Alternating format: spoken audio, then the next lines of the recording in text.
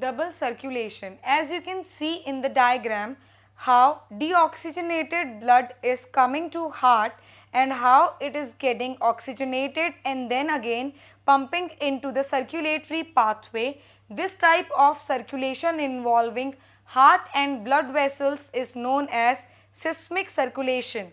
In case of human beings, another kind of circulation named as hepatic portal circulatory system is observed, which is the circulation of blood between digestive tract and liver through special connective tissues and vessels.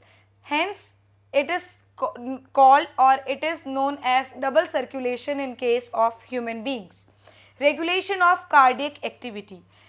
Usually cardiac activity is auto-regulated by nodal tissues and hence heart is known as myogenic, but medulla center is present in medulla oblongata, which through ANS can control cardiac function. If neural signals are going through sympathetic nerves, they can increase heartbeat, hence can increase cardiac output, but if these neural signals are going through parasympathetic nerves, they will decrease heartbeat and in turn will decrease cardiac output. Disorders of this circulatory system. Hypertension. Hypertension is the increase in blood pressure. Usually the blood pressure is 80 by 120 mmHg. 80 is diastolic pressure and 120 is systolic pressure. If it is increased, suppose a person is measured and the blood pressure comes out to be 90 by 140 repeatedly, then the person will be suffering from hypertension. CAD, coronary artery disorder. It is nothing but deposition of cholesterol, calcium, etc.